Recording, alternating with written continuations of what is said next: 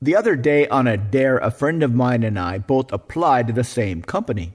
We applied for a job that neither of us were qualified for. This was a guy I met in a local underground hypnosis and covert persuasion club. The main reason that this exists is to create contests like this, to see how far you can get only using conversational hypnosis to talk your way into a situation, to be able to use hypnosis to create rapport, to be able to use hypnosis to implant ideas in other people's minds, to be able to use hypnosis to elicit strong desires and then covertly attach those desires to you. This was one of those situations. Neither of us really knew what the company did. And one of the requirements was that we first had to get an interview without having any idea of what they made or even if they were hiring. So the first step was to write a resume using some techniques from hypnotic copywriting. To use text only to create interest, enough interest to get us in there and talk to us to see what kind of a weirdo would write such a thing on their resume. To ask us, what did you mean by that? Why on earth would you possibly think this would qualify you for a job here? It turns out this is pretty easy. It's one of the most common copywriting tactics. To create so much curiosity, so the person reading this has to wonder, this can't be true. But what if this is true? What if there really is a deeper meaning here, but I pass it off and I don't take a second look? If you can create an interesting story behind a product, if you can create enough curiosity about what this really is, people will naturally be interested in this. So people will become curious about this. So people will naturally want to find out more about this. Then they'll take action, especially if the price is low enough. But for getting a job, you need to tweak this a little bit. Not to get the person interested in hiring you, just interested enough to want to talk to you. If only to see what kind of a weirdo would write this kind of thing on their resume. To see if maybe this person is a lunatic, or maybe this person knows something that you should know. That if this person might actually be onto something.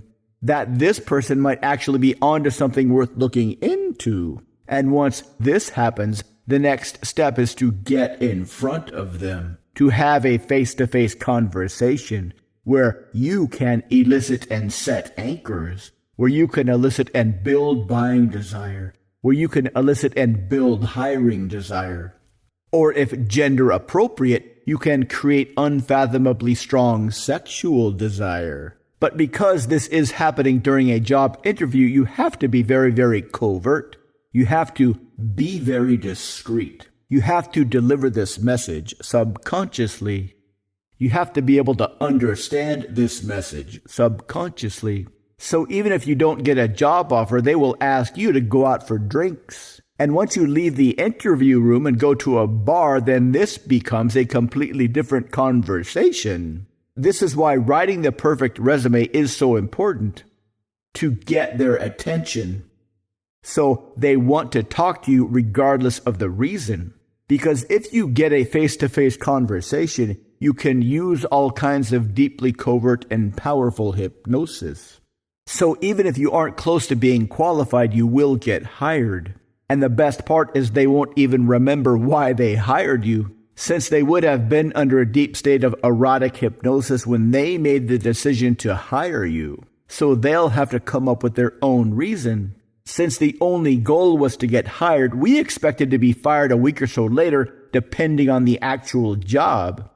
It's one thing to hypnotize your way into the door, and it's not such a big step to hypnotize the hiring manager to think you are wonderful. But having to hypnotize all your colleagues and coworkers starts to become tedious. Pretty soon you have so many people in so many different hypnotic trances all around you, it's hard to get any real work done. And if anybody from corporate shows up and sees everybody sitting at their desk with trance-like expressions on their faces, they'll know something is up.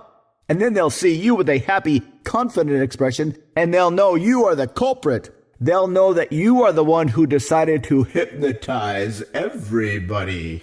They will know that you are the one who decided to put everybody into a deep trance. This is why the number one rule of covert hypnosis is you'll always leave this down in the subconscious where it belongs. All the desires, all the fantasies, all the sexual compulsions need to stay down, all the way down in your unconscious, where anything is possible.